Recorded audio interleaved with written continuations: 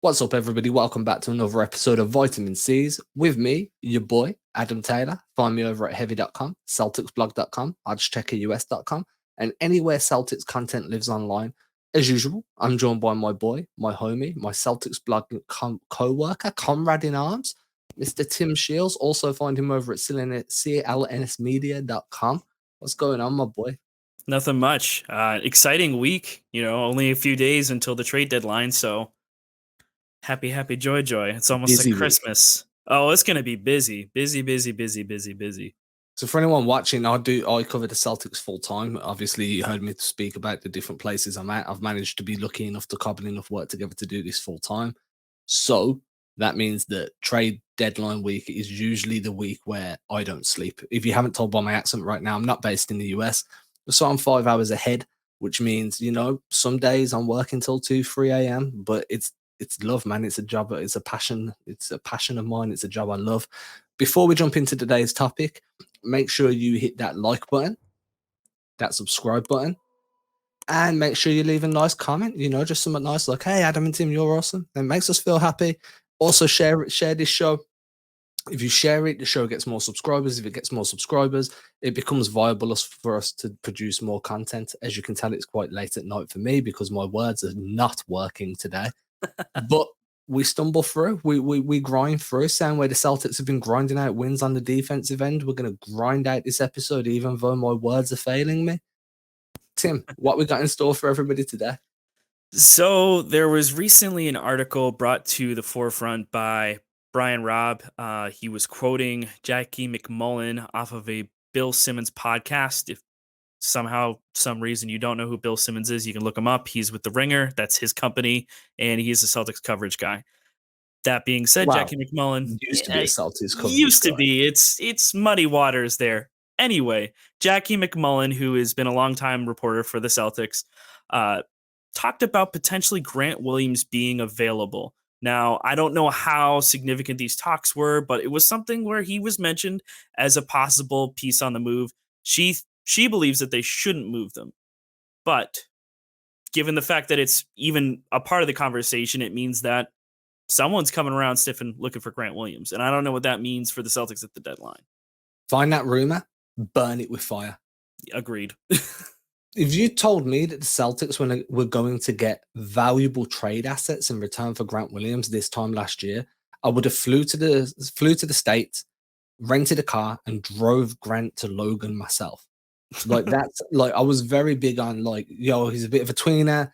Like I always understood he had a high basketball IQ. I thought he was a fantastic back to the basket player at Tennessee, but that 3-point shot looked like it was really going to take some work to become viable. He was really struggling to guard on the perimeter, and he was getting bullied down low by bigs. He just felt like he was stuck in the mud a bit that true tweener syndrome, right? Loses all that weight over the offseason. Is put in a position and a role that really suits him. Now he's sliding his feet well on the perimeter. Guards can't blow by him off the dribble. He's just a brick wall. You switch him onto big guys, he gets low, gets underneath them, makes life difficult. And he's arguably Boston's best 3-point shooter. Also, Grant is shooting 80% around the rim. He's in the top 4% of bigs in the league for his rim finishing this year. So I can completely understand why the Celtics are taking calls because, hey, you've gone from a complete incompetent player to one of the more impactful bench players on a team that's currently surging up the Eastern Conference standings. I don't think you trade a guy that's in his third year and is like he showed progression in his rookie year. Players usually struggle as a sophomore. If you don't struggle as a sophomore, you'll struggle in your third year. It's kind of one of the two that you'll really find that you'll hit that wall where you need to evolve your game because everybody knows what to expect from you. And now you need to start adding counters in. You need to start adding decoys with the way you play. So Grant's really evolved this year. I think that if I'm the Celtics, I want to see how much more evolution's left in him. And if he could be a seventh guy or a seventh or eighth guy on the bench for a contending team. And I don't want to find that out by trading him away. I just don't think the assets are there either to bring back. Like what you're losing. Like, come on, like what would you want back if this was if we're being like honest? Let's take away all the fantasy trades. Let's take away. I want LeBron James for Grant Williams. Let's get rid of all that crap. And let's be a little bit serious here. What would you want in return for Grant Williams? I mean, he'd have to be part of a bigger package. Like, I don't think there's anyone that right now that's around the same kind of role. Or like, if you're going for someone, it needs to be a shooter, right? And it needs to be someone who is an elite level shooter. Because Grant Williams, at least as of last game, uh, was what 10th in the league for 3-point shooting percentage. Like, you don't trade away a guy like that, especially who's still on his rookie scale contract. He's up for an extension in the offseason. So, like, that's something that Boston has to keep at the forefront of their mind as they're trying to navigate this cap situation. And maybe that's the reason why we're hearing all these rumors about them trying to avoid the luxury tax right now, because maybe they plan on next year on being a taxpayer. So, with Grant Williams specifically, I don't know if there's anyone right now that I would be like, yeah, I absolutely am willing to trade Grant for. He would So I need to have be. one name. Yeah. The one name I like, from what I've read, what I've seen, obviously, it's not like I've got sources, but I know some people. No, I don't really. I wish I did. But from what I've read, what I've seen, what I've listened to on podcasts, blah, blah, blah, PJ Washington is available in Charlotte. And I think if you were going to trade away from Grant, because Charlotte's number one thing right now is they're so offensively charged, similar to Atlanta, like elite offensive team, ridiculously bad defensive team. You know what I'm saying? So if you can do Grant Williams for PJ Washington, PJ gives you more size. He can rebound. He can still play that switchable defensive role, but he's probably a little bit more scalable as a shooter. You don't just have to post him in corners. You can have him fading off pin downs and stuff and just get a little bit more out of him. Would you do that? Would you go Grant Williams for PJ in a straight swap? Now, obviously, I'm not sure the Hornets would do that. I feel like they're looking for more in return for PJ. But if we were living in a vacuum where you could do that one for one, would you do it? I think I'd have to consider it. I think right now the Celtics are kind of in this tough spot with the rest of their bigs, where Al Horford has this massive contract. You really don't expect him to be here next year. I doubt they're going to be paying him 27 million next season. And outside of that, you've got Bruno Fernando and Ennis Freedom. And neither of those options seem great. So you kind of need some more depth pieces. You need another strong center. And while Grant does get some small ball center minutes, he's not a big figure, as you said. And especially now that he's in like really good shape, he's not going to be someone that you run at the five very often. PJ Washington is a nice player. So if I'm the Celtics, I do have to consider it. Would I go out and seek that opportunity? Probably not. I'd probably see if there's another way to add PJ Washington without giving up a player like Grant Williams. But maybe it's something that Boston would consider if they're trying to get a little bit better at the center spot specifically. But I I don't mean, know. PJ plays the four as well. This is what makes me think like PJ Mhm. is very comfortable playing the four. Because of his versatility, because of how he moves, how he can slide his feet. You can put PJ at the four. And don't get me wrong, I think that Grant Williams has a higher basketball IQ than PJ Washington. I think he's more cerebral. And in my opinion, you need cerebral guys off the bench. You need at least two cerebral guys on your team at all times. One in the starting five, one on the bench, whatever. But you need guys that think the game as much as play the game, because they're the ones that begin to manipulate things as they become veterans in the league. They've got 5, 6 years under their belt of being that role playing guy where your role is very specific. Your offensive output is very kind of constrained within a very certain environment, but you do more cerebral stuff. So you set screens that most people wouldn't think of setting.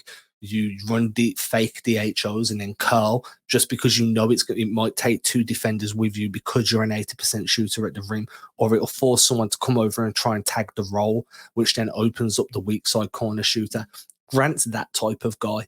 And I think that is incredibly valuable in the postseason, especially in the postseason, because you move towards a more half court centric brand of basketball. And I don't think PJ Washington gives you that. But on the flip side, Grant is really only giving you floor spacing from the corners. He's viable from the wing and the perimeter above the break, but he's not going to command the level of gravity he does when he sinks into a corner. PJ is on the inverse.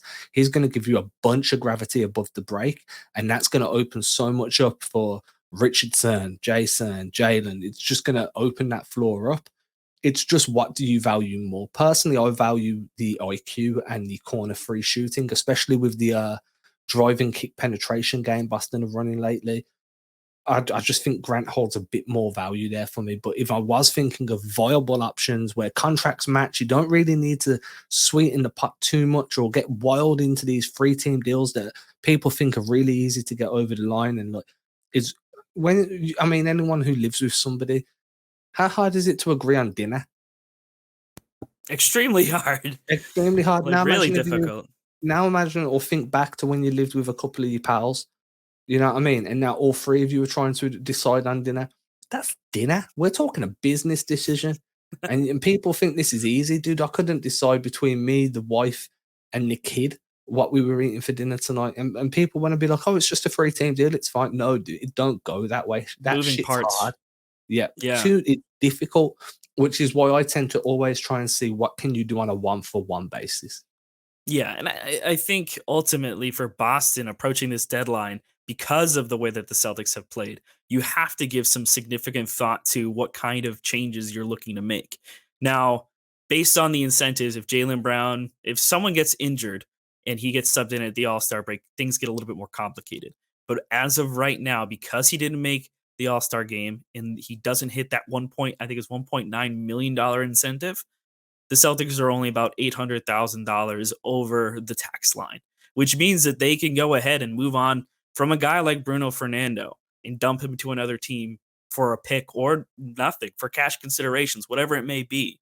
You can get underneath the tax line without dealing a guy like Dennis Schroeder, without shaking up what you already have. So I think for the Celtics right now, specifically with this Grant situation as well, I don't think you want to go ahead jostling any kind of massive change-ups with this roster unless it's going to make you significantly better. Like if you're adding a third piece or adding like a really high level starter, I think someone who could play the four alongside Rob and Jalen and Jason and Marcus Smart. Like that's the only situation where I think you really chuck all of this, throw the kitchen sink at whoever it is. So for me, I just don't think that moving Grant would solve any problems. I don't know how serious those talks even are. I'm trying to find how much the initial waiving of Jabari Parker back in October put on the books in dead money. I bet Keith has a tweet about that. I'm looking for it now. Yeah, do some digging because I wonder if they hadn't initially waived Jabari, and I understand why they did it, but if they hadn't have done that, where would they have stood financially for being under the tax right now? Do you know what I mean? Because it might not be huge, but it's definitely an impact. There's definitely a few $100,000 tied up in that initial waiver. And I think that Brad probably doesn't regret it, but it's definitely a stumbling block there that he could have done without right now. Because you're what? At the time of recording, it's Monday the 7th. It's 11 p.m. my time, so it's 6 p.m. Boston time, Eastern. So you're talking of roughly almost exactly 4 days until the trade deadline closes.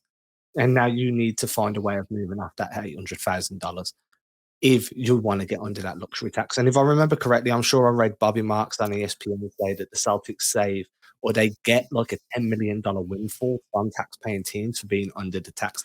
Not only don't they pay the tax, they make $10 million.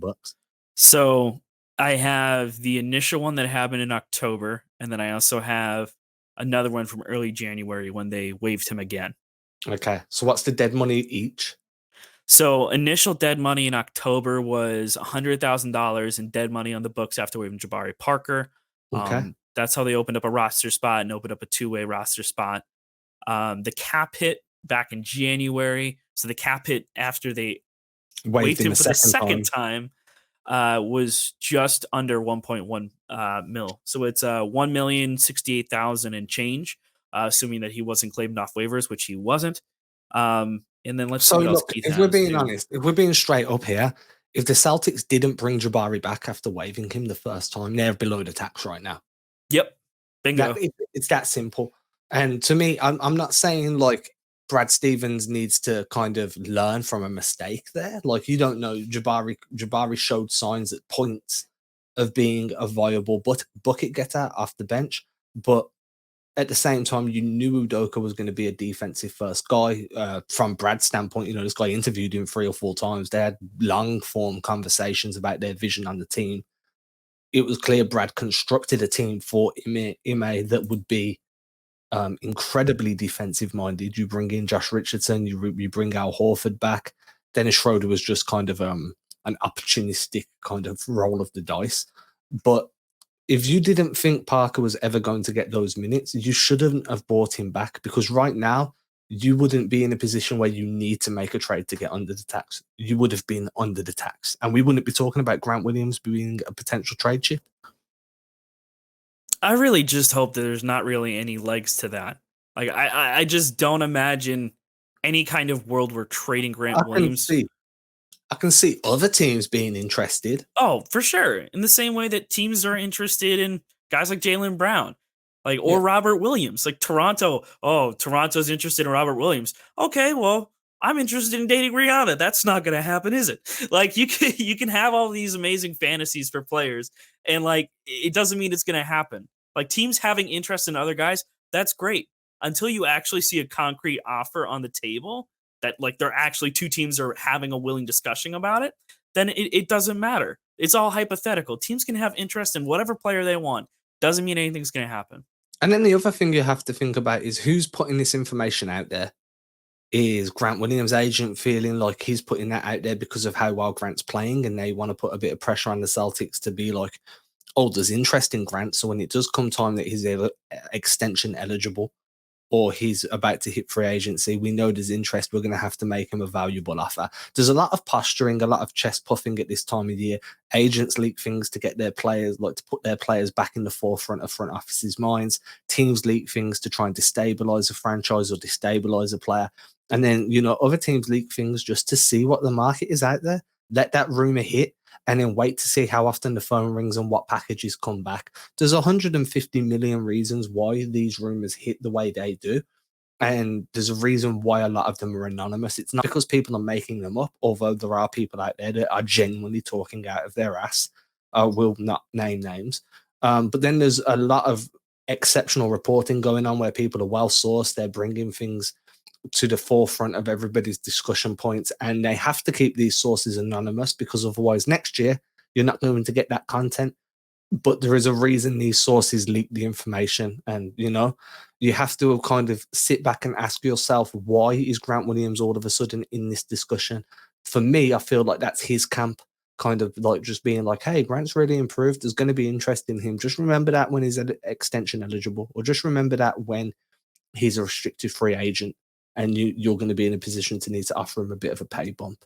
And I don't think the player always has something to do with that. I think sometimes that's what you pay an agent to do. That's their job. Manipulate the media to give you what you need. Excuse me, I'm going hoarse. So I'm completely down with that. Like, I understand it. I understand it's a business, and I think the players should play the game too. But at the same time, I don't see many viable options for trading Grant in a one-to-one deal. I think PJ Washington does make sense, but there might be one or two other guys as well. But for the most part, what Grant gives you is very hard to replicate. Yeah, bingo. And I think I don't know about you, but I think that wraps up all of our thoughts on it. I think that Grant Williams shouldn't be moved unless it's for a bigger package. Like if you're trading him in a deal for whatever it may be. Grant Williams for LeBron James, who says no? I don't know. Lakers are pretty bad right now. I think I say no to that because I just don't want to lose Jalen and Jason because LeBron wants to bring in, I don't know, who's Damian Lillard man, don't even and start. Zion Williamson, who's never playing basketball. Like, just as an aside, weren't we told Zion to be back by October and the dude still hasn't touched a basketball? Yeah, I don't know what's going on there. I don't know if that's him holding out or what, but maybe I think that's it's a discussion. I think the team are just like, yo, we need another draft pick. Let's tank. Yeah, we're going to be terrible anyway, regardless of whether you come back or not. So let Zion, I want to go to New Orleans just for the food. Anyway, if you've enjoyed this show, make sure you hit that like button, that subscribe button, leave a comment, and most importantly, I cannot stress this enough how much it helps. Share it on your Facebook page, on a Reddit page, on Twitter, on Instagram, on TikTok. Print it off and put it on a flyer. Just stick it all around your local YMCA or your local run and shoot, depending on where you are. Maybe you're at an LA Fitness and people are getting some runs in down there. Just hand out the flyers for us, man. Be the spokesperson that you wish we could be for ourselves. That is the best thing we can possibly ask. Until then, we will catch you again later in the week. Deuces. Cheers.